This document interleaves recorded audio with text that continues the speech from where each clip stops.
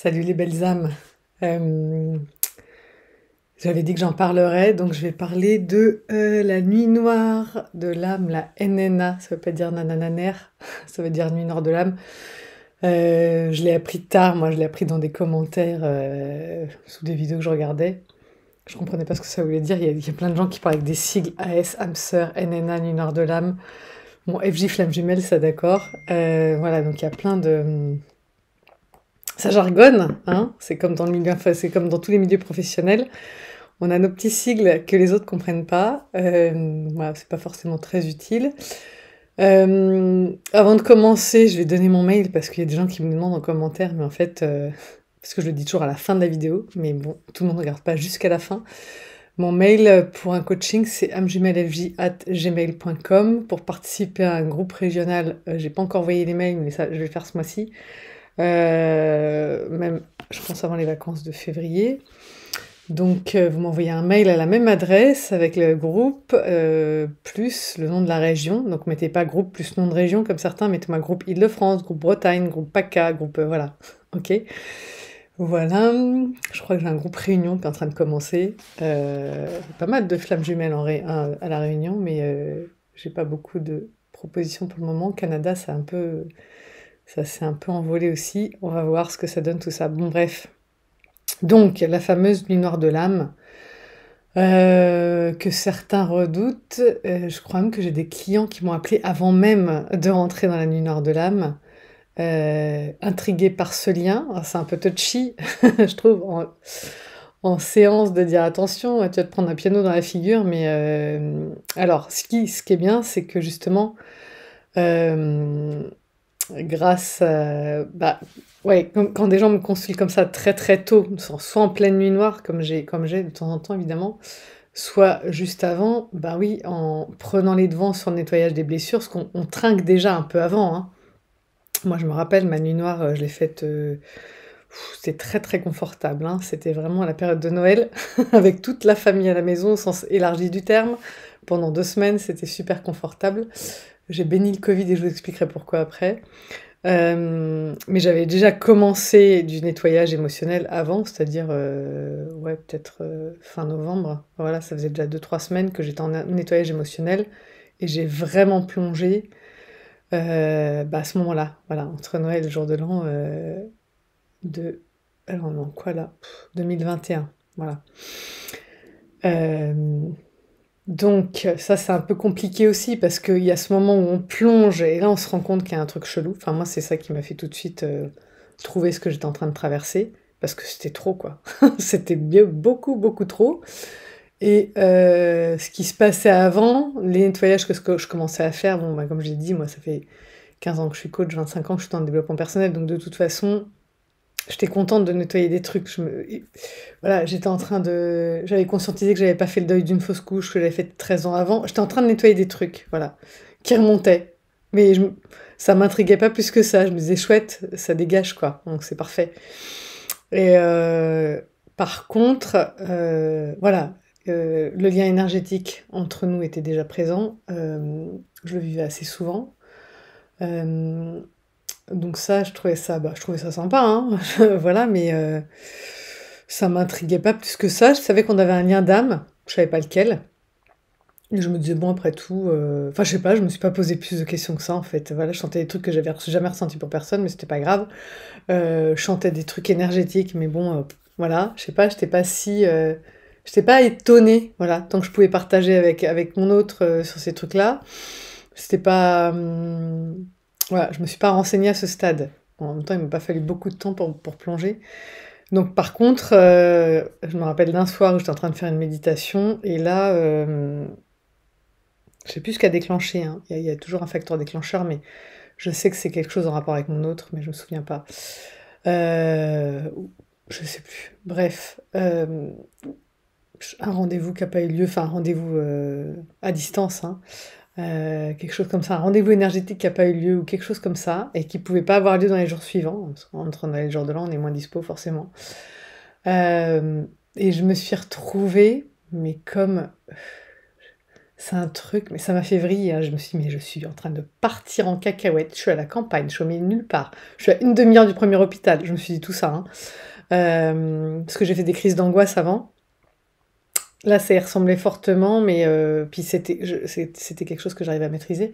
Mais là, je comme si on m'arrachait une partie de moi-même, comme si, voilà, je me sentais d'un coup, mais seule, mais dans une solitude, mais incommensurable. Je pense que j'ai dû revivre cette séparation dont tout le monde parle là dans l'œuf. C'est vraiment un déchirement et ce truc que d'être vraiment seule, je peux même pas dire au monde parce que le monde il est plus enfin, il y avait plus rien de tangible autour de moi, mais et toute ma famille était là, hein. On était tous dans la même maison. Tout le monde était là et moi, je me sentais il y avait mes gosses, il y avait mon ex, il y avait tout le monde. J'ai qui était pas encore mon ex à l'époque, hein. Et là, je me suis dit: «Putain, mais Del, tu en train de vriller, quoi. Tu en train de partir en cacahuète». Va falloir se mettre sous camisole chimique. Enfin, j'étais partie dans et heureusement que j'avais appris à maîtriser mes crises d'angoisse. Donc j'ai réussi à, voilà, à me réancrer assez vite, en fait. Voilà. Je me suis vue partir, mais je suis revenue assez vite et voilà, après j'ai chopé mon téléphone et je suis allée chercher tout de suite. Je dis: «Là, il y a un truc, c'est pas possible. Qu'est-ce qui se passe? C'est pas possible que je vive un truc pareil». Donc là, en quelques clics, je suis tombée sur ce que j'étais en train de vivre, quoi, sur la nature de ce lien. Âme sœur, j'ai dû faire un truc, j'ai dû faire une recherche, je sais même pas ce que j'ai cherché parce que je ne connaissais pas ce mot flamme jumelle, j'en avais jamais entendu parler. Donc j'ai dû chercher lien d'âme, je sais pas, parce que je savais qu'on avait un lien d'âme, mais je savais pas lequel. Donc âme sœur, ça me parlait pas. Enfin voilà, j'ai lu quelques articles sur, enfin j'ai pas eu en même temps, en 3 clics, j'avais trouvé, hein. Il m'a pas fallu grand chose pour, il m'a pas lu ouais, c'est pas, il m'a pas fallu 3 heures pour trouver. Hem Voilà et qu'est-ce que donc ça m'a aidé à me réancrer quand même. C'est ce que c'est difficile, il y a des gens il y a des gens qui font pas de recherche, pas assez vite en tout cas, ou alors qui on met 15 fois sur la voie. J'ai quelqu'un qui me dit: «On m'a parlé 5 fois de flammes jumelles avant que je regarde, ce que c'était». Qu'il était temps peut-être, tu vois? Parce que c'est quand même aidant, voilà, je pense, pour nous les chasers, les runners, ils veulent pas avoir l'info, mais et quand ils l'ont, il est de toute façon, ils rentrent dans le déni de l'info. Même quand ils la chopent par leurs propres moyens, hein, c'est un truc qui leur parle pas plus que ça. Alors que nous, les chasers, ça nous aide à nous raccrocher au wagon et en même temps, comme c'est nous qui faisons le travail en conscience toute la première partie du parcours, enfin les 3/4, hein, j'ai envie de dire, parce que notre chemin à nous, il est plus long, parce qu'on on tire 2 chevaux en même temps. Ça veut pas dire que le runner fait rien, hein, attention, je dis pas qu'il fait rien. Mais comme on travaille en conscience, on a tendance à en faire plus, hein, selon mon estimation. Dans la première partie du parcours, le runner, il nous fait travailler, il est guidé par la source, mais inconsciemment. Dans la deuxième partie du parcours, on est guidé par la source, mais nous, on le fait en conscience parce qu'on sait où on est. Donc quand on nous demande quelque chose par rapport à notre autre, on sait très bien que c'est vous à le faire travailler. Donc il y a toujours ce truc en conscience. Donc du coup, ben, on a tendance à en faire un peu plus. Tiens, si je faisais une prière pour cette personne, tiens, si je l'aidais dans l'énergétique, tiens, si je faisais un soin à distance. Voilà, on a quand même, voilà, on est sollicité et puis nous, on donne un peu de notre personne parce que voilà, parce qu'on l'aime, parce qu'on est en empathie, parce que voilà, on sait ce que c'est nous, ce qu'on a traversé avant, cette grosse nuit noire que lui va faire un peu plus tard du coup. Voilà, donc cette nuit noire, il y a des gens qui lisent sur les trucs de flammes jumelles ou qui m'appellent, qui sont pas encore passés par là et qui la redoutent. Mais c'est une chance énorme. Moi, je me souviens très bien, j'avais conscience, hein, d'être en codépendance. J'avais conscience que, heu, je faisais des choix de vie ou dans mon couple ou quoi, parce que j'étais dépendante, parce que je voulais pas, voler de mes propres ailes, parce que ça me faisait peur. Et pourtant, du jour où j'ai traversé ça, où je suis rentrée dans cette nuit noire et où j'ai conscientisé ce lien et où j'ai éprouvé ce que j'éprouvais, j'ai plus pu, quoi. J'ai plus pu continuer. Comme si de rien n'était, je me suis dit: «Tant pis, ça te fout la trouille, mais tu le fais quand même». Voilà, comme, comme depuis toute petite, j'ai peur de plein de trucs, donc j'ai appris à me challenger. On me trouvait que j'étais courageuse parce que j'étais petite. Bah oui, je suis courageuse parce que j'ai peur, sinon ça demande aucun courage. Donc oui, effectivement, j'étais courageuse parce que j'avais peur de plein de trucs et je le faisais quand même. Hem, donc là, oui, j'avais peur, mais je l'ai quand même fait. J'ai eu cette intuition qu'il fallait que je lâche le bord de la piscine. Je me suis dit: «Bah oui, mais comment cette personne peut-elle rentrer dans ma vie si moi, j'ai pas fait du ménage avant?» C'est-à-dire si la place est pas libre, bah, elle va pas venir, OK? J'avais fait ça entre mes 2 précédents ex. J'avais laissé de la place dans les placards, et j'ai une période de célibat qui avait jamais été aussi courte. Entre 2 relations, je me suis dit: «Tiens, ça marche, ce truc de faire du vide, de laisser la place à l'autre, hem, ou de pas mettre du plein partout». Voilà. Donc, qu'est-ce que je voulais dire? Donc ouais, pour moi, bon, j'avais pris 2-3 notes sur le sujet parce que c'est loin et en même temps ça remontait. Donc la nuit noire, faut vraiment prendre conscience qu'en même temps, c'est ce qui nous fait rentrer dans le parcours. Avant la nuit noire, on ressent des trucs, mais bon voilà quoi, hein, surtout nous les chasers au début, c'est nous qui sommes les fuyants, hein, on comprend pas ce que cette personne nous veut. Elle, elle sent qu'il y a un lien particulier, qu'il y a quelque chose de spécial et nous, bah, ouais, non, je sais pas. Puis en plus, physiquement, en général, c'est pas quelqu'un qui rentre dans nos critères, c'est pas une rencontre comme les autres. Donc nous, comme on est plus dans le sol à ce moment-là, on est plus, dans nos émotions, moins dans la 5D, on ressent pas un lien particulier, on sent qu'on match avec cette personne, mais comme avec nos copines, ou nos copains, voilà, avec les gens qu'on a rencontrés avant. Il y a pas de, Heu, ouais, peut-être c'est un peu plus fort et encore, enfin moi, il y a plein de relations où je suis rentrée comme ça, on s'envoie 15 textos, enfin, c'est un peu la folie. On match bien, quoi. Donc pour moi, au début, c'était un peu comme, voilà, une super copine que je viens de rencontrer, voilà. Même effet, quoi. Hem, donc le passage par cette nuit noire, c'est ce qui nous oblige à nous, les chasers, parce que c'est nous qui passons en premier là-dedans, mais c'est peut-être pas pour rien, je vais faire une vidéo là-dessus. Après, c'est que, on a besoin de conscientiser ce lien parce que pour l'instant, c'est une relation sympa, voilà, un peu plus que les autres, mais voilà, sans plus, quoi. Hem, donc cette nuit noire, elle nous oblige et il y a des gens qui restent en couple plusieurs années avant de passer par la nuit noire. Moi, je suis toujours, fascinée de ça, mais en fait, il y a plein de façons différentes de rentrer dans le parcours et hem et on doit être plus ou moins accroché. Enfin, justement, le but, c'est de rentrer dans cette nuit noire pour accélérer notre éveil. Donc on vit ce qu'on a à vivre pour pouvoir vivre cette nuit noire, OK? On vit le niveau de blessure qu'on a à vivre. Encore une fois, il y a des gens qui ont besoin de grosses portes, de coffres, il y en a qui ont besoin de pichenettes, qui vont rentrer dedans avec un rien et il y en a d'autres qui vont rentrer, avec, voilà, avec, une porte blindée, quoi, tu vois? Hem, donc ça nous oblige à conscientiser ce lien, ça nous oblige à travailler sur nous. C'est pour moi, c'est l'aubaine de ce parcours. C'est le commencement, c'est le début, c'est la fin de, la dépendance, c'est le début de la libération, en fait. Voilà, c'est le début, c'est pas la fin de la dépendance tout de suite, c'est le début de la libération. C'est douloureux, ça fait super mal, on se sent comme une merde. Donc je parlais du Covid tout à l'heure, moi j'étais entre Noël et le jour de l'an. Il y a quelqu'un qui a ramené le Covid à la maison, il y a ma nièce qui l'a chopé. Et je sais pas, elle avait un élan d'amour pour moi à ce moment-là, comme jamais. D'ailleurs, j'avais conscientisé qu'on avait un lien d'âme toutes les 2. Et au moment où j'ai conscientisé ça, hop, elle s'est mise à me faire des bisous, des machins, des trucs, à me lécher la figure, parce qu'elle est petite, hein. Et ben, je la laissais faire. J'ai dit: «Vas-y, file-moi ton Covid, que je me foute en quarantaine». Donc moi, j'ai passé 5 jours à l'isolement, ou 7 ou 10, je sais même plus, mais en tout cas, pas à la maison. Mon ex est rentré avec les enfants pour pas le choper et moi, j'ai pu rester là où on était, une dizaine de jours, je pense, parce que c'était la période de quarantaine, donc j'en ai bien profité parce que je pouvais pas. Je pouvais pas même prendre salut ma moumoune. Elle ne marche pas? Ah non, ne marche pas. Ma petite, moumoune.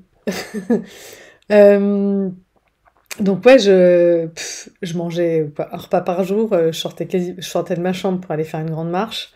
Je vivais un peu comme une moniale, quoi. Franchement, enfermée dans mes 4 murs, à méditer, à nettoyer, à lire des trucs inspirants. Enfin, le kiff pour moi, c'était le gros kiff, hein. J'ai réussi à m'isoler, donc ça m'a fait énormément de bien parce qu'évidemment, quand on doit retourner le lendemain au boulot, s'occuper de ses 3 enfants, c'est un enfer. J'ai réussi à m'octroyer ces 10 jours. Hem, où j'ai vraiment je suis même montée, j'ai plané, j'ai écrit des textes sur l'éveil à ce moment-là parce que voilà, j'ai touché des états, tip top. Donc c'était pas pour moi, c'était pas une plongée dans un gouffre de plusieurs mois hyper, douloureux. C'était comme ça, quoi. Oui, j'avais des moments où je me sentais comme une merde, j'avais des moments où je me sentais hyper bien, enfin voilà, ça a pas été, Ça n'avait pas été un gouffre noir sans fond, pas du tout. Après, je sais que tout le monde ne le vit pas comme moi, hein, donc chacun vivra sa nuit noire comme il doit la vivre. Moi, j'ai vécu comme ça, j'en garde pas du tout un mauvais souvenir, j'en garde un bon souvenir même, parce qu'il y a toute cette ouverture 5D qui s'est faite aussi, hein. Voilà, j'ai commencé à pouvoir faire des soins énergétiques. Bon, ça, c'est au quatrième mois, je crois. Euh, je sentais sa présence. Enfin voilà, il y avait plein de choses qui se passaient en 5D et qui me fascinaient. Donc moi, chaque jour était un apprentissage différent. Et c'était assez chouette. Donc voilà. Euh, donc elle nous permet quoi cette nuit noire aussi? Elle nous oblige à accélérer nos guérisons, voilà, à chercher à comprendre ce qui se passe pour nous et à cheminer vers l'éveil sans plus jamais se retourner. Je ferai un autre truc là-dessus, une vidéo rigolote un peu. Donc voilà. L'idée c'est ça, c'est que on est obligé de passer par cette nuit noire pour arrêter de tricoter tranquillement dans notre coin. Moi, c'est ce que j'ai fait toute ma vie, hein. Je suis un peu éveillée depuis que j'ai des souvenirs de questions existentielles toutes petites, hein, à 5-6 ans déjà. Donc, mais bon, voilà, je suis allée tranquille, piano. J'ai vécu des périodes hyper difficiles. J'ai toujours lu sur la spiritualité, enfin, depuis longtemps. Mais c'est un accélérateur, cette nuit noire. C'est-à-dire que là, there's no way back. Tu regardes plus en arrière. T'avances, t'avances, t'avances, tu traces ta route. T'as pas le choix parce que s'il y a trop de souffrance, je le disais dans ma vidéo précédente avec ces thérapies qui n'en finissent plus, là on peut plus. On a besoin d'être efficace parce que c'est trop douloureux. C'est hyper douloureux. Ça fait putain de mal de se retrouver comme ça, face à quelqu'un qu'on aime profondément et qui nous dégage, enfin qui nous dégage, en tout cas qui nous prend pas, qui nous dégage pas, mais qui nous prend pas, qui comprend pas le lien, qui est pas avec nous dans le délire, enfin on est vraiment seul face à nous-mêmes, on peut en parler à personne. C'est un chemin solitaire, alors qu'on était hyper dépendant, donc c'est vachement dur pour un chaser, hein. Ami runner, entendez-le aussi, hein. Ouais, on a besoin de vous en parler, parce que, alors oui, on parle un peu de nous, mais parce qu'on en chie des ronds de chapeau, c'est un truc de ouf, quoi. Voilà, c'est hyper, hyper douloureux. On est tout seul, on peut pas on peut aller voir un psy lambda, mais ouais, j'ai eu des retours, hein, par rapport à ça. Il y a des gens qui m'ont envoyé des mails, qui ont pas forcément mis ça en commentaire, qui me l'ont envoyé par mail et qui m'ont dit, mais voilà, ma psy m'a traité de taré, enfin grosso modo quoi, hein. Il y a des gens qui se font limite insulter par leur psy parce que la psy, il ou elle est face à enfin, à sa limite en fait. À sa limite, et il y a aussi des gens, bah, quand ils n'arrivent pas à avoir de résultats, c'est de la faute du client. J'en ai rencontré plein, des gens comme ça, mais c'est atroce, quoi. C'est pas possible. Si un client n'a pas de résultat, bon, bah, peut-être qu'on n'arrive pas à travailler ensemble, c'est pas grave, mais c'est certainement pas de la faute du client, ça peut être de la faute du thérapeute. Oui, peut-être que le client fait pas sa part du taf, et alors, so what? Tant pis pour lui. À un moment donné, s'il veut passer 3 ans avec nous au lieu d'une année, ça le regarde. On peut pas le faire aller plus vite que ce qu'il a envie d'aller. Et c'est pas une raison pour l'insulter ou pour le dégager dehors à coups de pied au cul. Enfin, c'est hyper toxique de faire ça. On est là pour l'aider, pas pour lui appuyer sur la tête. Enfin, à un moment donné, c'est un truc de dingue. Donc moi, je comprends pas ces postures. Enfin, c'est juste pas possible. Donc voilà. Donc, faites attention à vous dans ces périodes-là. Voilà, vous êtes vulnérables, c'est hyper difficile, c'est hyper souffrant. Ne vous entourez pas de gens qui vous appuient en plus sur la tête. Ne vous confiez pas à des gens qui vont pas comprendre ce que vous leur dites. Enfin, parce que ça va pas. Enfin, moi, je me suis confiée à personne, mais pas du tout à ce moment-là. J'en ai parlé beaucoup plus tard quand j'ai assumé le lien et que j'ai voulu tester un peu mon entourage là-dessus, hein. Donc, j'étais sortie de la tête du sac. J'en ai parlé au bout de 4-5 mois, pas avant. Donc, pour moi, voilà, il faut préserver ça parce que c'est beau. Et si c'est pour le donner en pâture à d'autres qui vont vous dire mais c'est un pervers, mais c'est ci, mais c'est ça, alors peut-être, hein, peut-être qu'il y a des gens qui se trompent et qui ne seront pas dans un parcours de flamme jumelle, mais dans un parcours de. Pas dans un parcours d'ailleurs, dans une relation toxique, mais encore une fois, une relation toxique, elle vous tire vers le bas. Elle vous ouvre pas les chakras, elle vous isole. Mais un runner, il peut pas vous isoler, il est pas là. Il peut pas vous dire tu vas pas avoir un tel, une telle, machin, il n'est pas avec nous. Donc c'est tout sauf de l'isolement, ça. Un pervers narcissique, il vous fout le grappin dessus, et il vous laisse plus respirer, il vous laisse plus sortir, voir du monde. Il vous veut pour lui tout seul, et une fois qu'il vous a pour lui tout seul, il veut vous détruire psychologiquement. Donc ça n'a rien à voir avec un runner, hein, qu'on soit bien d'accord. Donc voilà, donc si vous vivez cette histoire, moi voilà, en tout cas voilà, j'en ai pas parlé dans les moments où j'étais vulnérable. Je voulais surtout pas qu'on me casse mon trip, je voulais pas qu'on me débine cette personne, je voulais pas qu'on me casse du sucre sur le dos, je voulais pas qu'on me traite de taré, enfin voilà, donc je l'ai gardé pour moi. Voilà, ça c'est faites ce que vous voulez après, hein, mais les gens qui en ont parlé tôt, ils se sont pris, en plus des portes de leur runner, ils se sont pris des portes de leur entourage. Ils l'ont très très mal vécu. Enfin, moi j'ai plusieurs témoignages là-dessus aussi en séance. C'est pas joli joli quoi, hein. Donc faites attention à vous, faites attention à qui vous en parlez. Il y a des gens qui ont des potes qui sont flammes jumelles aussi, tant mieux pour eux. Voilà, profitez-en, mais c'est pas le cas de tout le monde. Donc voilà, cette nuit noire pour moi, c'est plus une aubaine qu'autre chose. Voilà, c'est un accélérateur vers l'éveil et n'oublions pas que la chose principale c'est ça, c'est notre éveil. À un moment donné, on a une vie à vivre, on a des choses à conscientiser, on a des karmas à, comment dire, on retrouve notre spiritualité, on retrouve cette connexion avec le grand tout, on retrouve le sens de notre vie en fait, et le sens de notre vie c'est de se libérer des réincarnations successives pour aller vers d'autres sphères, de faire d'autres choses. À un moment donné, moi quand je revois mon enfance et tout ça, ça me donne pas envie de me réincarner, hein. Quand je revois tout le parcours de souffrance qu'il faut avoir pour vivre un éveil, on vit pas l'éveil si on n'a pas souffert avant, voilà. C'est parce qu'on a des blessures et qu'on cherche à en sortir qu'on va vers l'éveil. J'ai pas envie de repasser par tout ce merdier, clairement. Donc personnellement, j'ai envie de, voilà, vraiment d'œuvrer pour mon éveil.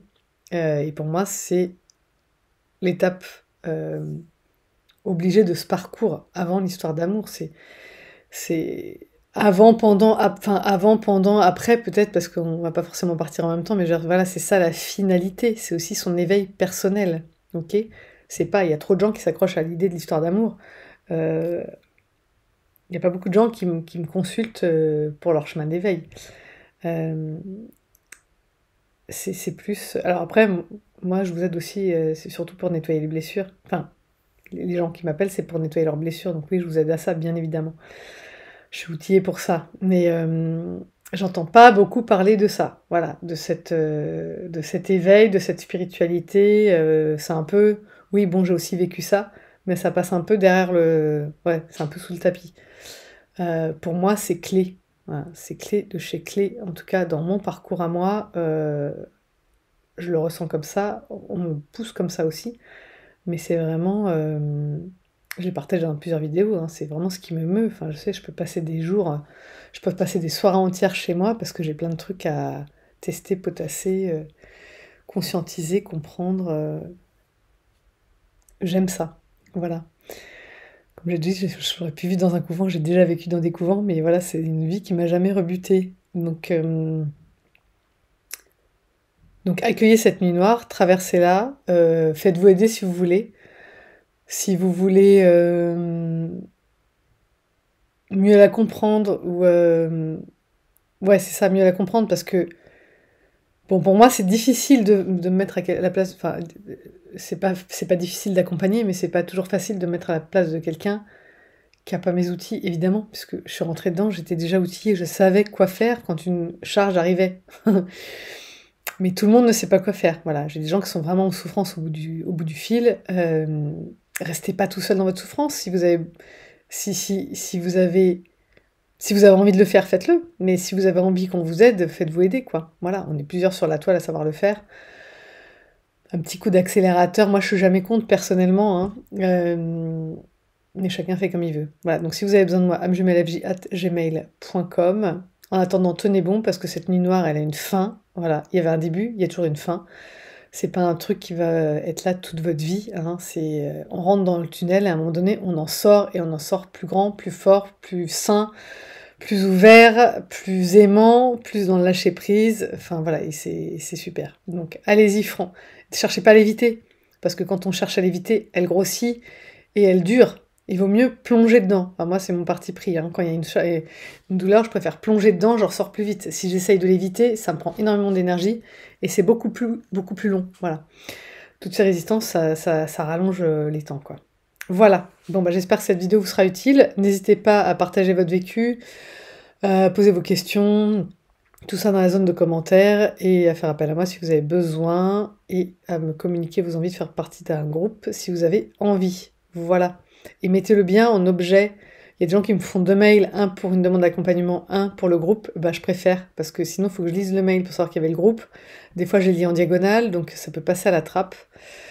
Et dans ces cas-là, ce sera tant pis pour vous. C'est dommage si je vois pas passer l'info. Voilà, voilà. Je vous embrasse, prenez soin de vous et à bientôt pour une prochaine capsule. Bis, bye.